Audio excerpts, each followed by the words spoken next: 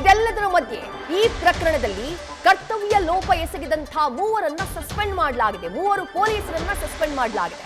ಗೃಹ ಸಚಿವ ಪ್ರಿಯಾಂಕ್ ಖರ್ಗೆ ಈ ಬಗ್ಗೆ ಮಾಹಿತಿಯನ್ನ ಕೊಟ್ಟಿದ್ದಾರೆ. ಕೆಲವು ಲೋಪಗಳು ಪೊಲೀಸ್ ಅಧಿಕಾರಿಗಳಿಂದ ಆಗಿದೆ. ಮೃತ ಬಾಲಕಿ ಪೋಸ್ಟ್ ಮಾರ್ಟಂ ರಿಪೋರ್ಟ್ ಬಂದಿದೆ. ರಿಪೋರ್ಟ್ ಬಂದ ಮೇಲೆ ಕ್ರಮ ಕೈಗೊಳ್ಳಬಹುದಾಗಿತ್ತು. ಇನ್ಸ್ಪೆಕ್ಟರ್, ಸಬ್ ಇನ್ಸ್ಪೆಕ್ಟರ್ ಹಾಗೆ ರೈಟರ್ನ ಸಸ್ಪೆಂಡ್ ಮಾಡಲಾಗಿದೆ ಅಂತ ಹೇಳಿ ಗೃಹ ಸಚಿವ ಪ್ರಿಯಾಂಕ್ ಖರ್ಗೆ ಮಾಹಿತಿ ನೀಡಿದ್ದಾರೆ.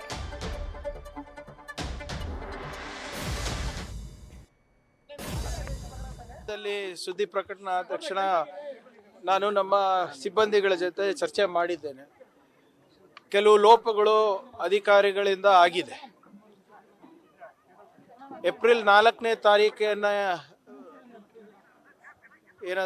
ಏಪ್ರಿಲ್ 4ನೇ ತಾರೀಕು ಪೋಸ್ಟ್ ಮಾರ್ಟಮ್ ರಿಪೋರ್ಟ್ ಬಂದ ತಕ್ಷಣ ಅವರು ಅನುಮಾನ ಸಾವು ಅಂತ ಡಿಕ್ಲೇರ್ ಮಾಡಿ ಅದನ್ನು ತನಿಖೆಗೆ ಒಳಪಡಿಸ್ಬೇಕಾಗಿತ್ತು. ಅದನ್ನು UDR ಮಾಡ್ಕೊಂಡು PSI ಅವರು ಅವ್ರ ಹಂತದಲ್ಲೇ ಇಟ್ಕೊಂಡಿದ್ದಾರೆ. ಅದು ತಪ್ಪಿದೆ, ಕಾನೂನು ವಿರುದ್ಧವಾಗಿದೆ. ಪೊಲೀಸ್ ಇನ್ಸ್ಪೆಕ್ಟರು, ಸಬ್ ಇನ್ಸ್ಪೆಕ್ಟರು ಹಾಗೂ ರೈಟರ್ ಯಾರಿದ್ದಾರೆ ಅವ್ರ 3 ಜನಕ್ಕೂ ಇವತ್ತು ಬೆಳಿಗ್ಗೆ ಸಸ್ಪೆಂಡ್ ಮಾಡಿದ್ದೇವೆ. ನೀವು ಮಾಧ್ಯಮದಲ್ಲಿ ಪ್ರಕಟಣೆ ಮಾಡ್ದಂಗೆ ಸ್ವಲ್ಪ ಲೋಪ ಆಗಿದೆ ಇವ್ರ ಕಡೆಯಿಂದ. ಮತ್ತು ಯಾರು A1 ಇದ್ದಾರೆ, A2 ಇದ್ದಾರೆ, ಮೋಹನ್ ಅಂತ ಇರಬೇಕು, ಮತ್ತು ಇನ್ನೊಬ್ಬರು ಪ್ರಿಯಾಂಕ ಅಂತ ಇರಬೇಕು, ಅವರು ಕೂಡ ನಾವು ಅರೆಸ್ಟ್ ಮಾಡಿದ್ದೇವೆ. ಇದೇನಿದೆ ಅದು ತನಿಖೆ ಮಾಡ್ತೀವಿ ಮುಂದೆ ಏನೇನು, ಯಾಕಂದರೆ ಕಾಂಟ್ರಡಿಕ್ಟಿಂಗ್ ವರ್ಷನ್ಸ್ ಬರ್ತಾ ಇದೆ. Investigation is in process. ಅದಾದಮೇಲೆ ತಮ್ಗೆ ತಿಳಿಸ್ತೀವಿ. ನೋಡಿ, ಅದು ಯಾಕೆ ಹಾಗೆ ಮಾಡಿದ್ದಾರೆ ಗೊತ್ತಿಲ್ಲ. ಈಗ ಪೋಸ್ಟ್ ಮಾರ್ಟಮ್ ರಿಪೋರ್ಟ್ ಬಂದ ಮೇಲೂ ಕೂಡ ಅವರು ಇಷ್ಟು ವಿಳಂಬ ಮಾಡೋದು ತಪ್ಪು. That is not as per law. So ಅದಕ್ಕೆ ನಿನ್ನೆ ಬಂದ ತಕ್ಷಣ, ಅದು ಗಮನಕ್ಕೆ ಬಂದ ತಕ್ಷಣ ಅವ್ರಿಗೆ 3 ಜನಕ್ಕೂ ಸಸ್ಪೆಂಡ್ ಮಾಡಿಸಿದ್ದೀನಿ ನಾನು. ಕಾಡ್ಗುಡಿ ಪೊಲೀಸ್ ಸ್ಟೇಷನ್ ವ್ಯಾಪ್ತಿಯಲ್ಲಿ ಒಂದು ಮರ್ಡರ್ ಕೇಸ್ ರಿಜಿಸ್ಟರ್ ಆಗಿದೆ 4ನೇ ತಾರೀಕು 4 ಜೂನ್ಗೆ.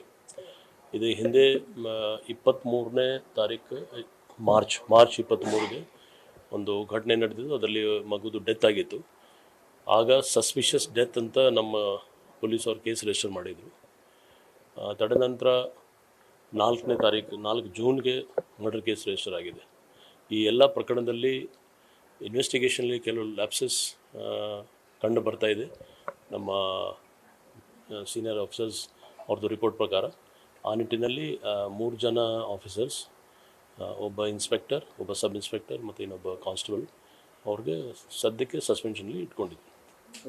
3 ತಿಂಗಳು ಸುದೀರ್ಘವಾಗಿ ಬೇಕಿತ್ತು ಅಂದರೆ ನಾನು ಅದೇ ಹೇಳ್ತಾ ಇದ್ದೀನಿ. ಫಸ್ಟ್ ಸಸ್ಪಿಷಿಯಸ್ ಡೆತ್ ಅಂತ ಕೇಸ್ ರಿಜಿಸ್ಟರ್ ಆಗಿತ್ತು. ನಂತರ 4ನೇ ತಾರೀಕು 4 ಜೂನ್ಗೆ ಮರ್ಡರ್ ಕೇಸ್ ರಿಜಿಸ್ಟರ್ ಆದ ತಕ್ಷಣ ಒಬ್ಬ ಆರೋಪಿ, ಇನ್ನೊಬ್ಬ ಆರೋಪಿ ನಿನ್ನೆ, ಸೊ ಒಟ್ಟಾಗಿ 2 ಆರೋಪಿ ಯಾರು ಇದರಲ್ಲಿ ಅಕ್ಯೂಸ್ಡ್ ಇದ್ದಾರೆ, ಅದು ಅರೆಸ್ಟ್ ಆಗಿದೆ. ಸರ್, ಇಂಟೆನ್ಷನ್ ಏನಿತ್ತು? ಅಲ್ಲ, ಈಗ ಮರ್ಡರ್ ಕೇಸೇ ರಿಜಿಸ್ಟರ್ ಆಗಿದೆ 4ನೇ ತಾರೀಕೆ. ಸೊ ನಮ್ಮ ಏನೋ IO ಯಾರಿದ್ದಾರೆ, IO ನಾವು ಚೇಂಜ್ ಮಾಡಿ ಒಬ್ಬ ACP ರ್ಯಾಂಕ್ ಆಫೀಸರ್ ಬೇರೆ ಡಿವಿಷನಿಂದ ನೇಮಿಸಿದ್ದೀವಿ. ಅವರು ತನಿಖೆ ಮುಂದುವರ್ತಾರೆ. ಅವರು ತನಿಖೆಯಲ್ಲಿ ಏನು ಯಾವ ರೀತಿ ಕಂಡು ಬರ್ತದೆ ನಾವು ಮುಂದೆ ನೋಡೋದು. ಮಗುವಿನ ತಂದೆ DCP ಕಚೇರಿಗೆ ಮತ್ತು ACP ಕಚೇರಿಗೆ ಕೂಡ ಓಡಾಡ್ತಾರೆ. ಯಾಕಂದರೆ PM ರಿಪೋರ್ಟ್ ಬರೋದು ಮಾರ್ಚ್ ಆದ್ಮೇಲೆ ಏಪ್ರಿಲ್ 4ನೇ ತಾರೀಕು ಅಷ್ಟರಲ್ಲಿ ಬಂದಿರ್ತಾರೆ. ನಾನು ಅದೇ ಹೇಳ್ತಾ ಇದ್ದೀನಿ. ಕೆಲವು ಇನ್ವೆಸ್ಟಿಗೇಷನ್ ಲ್ಯಾಪ್ಸಸ್ ಇದೆ. ಆ ಲ್ಯಾಪ್ಸಸ್ ಬಗ್ಗೆ ಯಾರ್ಯಾರ ಮೇಲೆ ಕ್ರಮ ತಗೊಂಡು ನಾವು ಕ್ರಮ ತಗೊಂಡಿದ್ದೀವಿ. ಇಂಟೆನ್ಷನ್ ರಿಪೋರ್ಟಲ್ಲಿ ಇಂಟೆನ್ಷನ್ ನಿಮಗೆ ರಿಪೋರ್ಟ್ ಬಂದಿದೆ. ರಿಪೋರ್ಟ್ ಪ್ರಕಾರ ನಾವು ಕ್ರಮ ತಗೊಂಡಿದ್ದೀವಿ. ಇಂಟೆನ್ಷನ್ ಖಂಡಿತ ಸರಿ ಇರಲಿಕ್ಕಿಲ್ಲ, ಅದಕ್ಕೋಸ್ಕರ ಆ ಥರ ಆಗಿದೆ. ಅದಕ್ಕೆ ನಾವು ಕ್ರಮ ತಗೊಂಡಿದ್ದೀವಿ. ನೋಡಬೇಕು, ಈಗ IO ಚೇಂಜ್ ಆಗಿದ್ದಾರೆ. IOಗೆ ನಾವು ACP ಲೆವೆಲ್ ಆಫೀಸರ್ಗೆ ಇದು ತನಿಖೆ ಕೊಟ್ಟಿದ್ದೀವಿ. ಅದೂ ಆ ಡಿವಿಷನ್ ಅವರಿಲ್ಲ, ಬೇರೆ ಡಿವಿಷನ್. ಇಲ್ಲ ಅಲ್ಲ, ಆ ಸಂದರ್ಭದಲ್ಲಿ ಯಾರಿದ್ರು ಅವರು.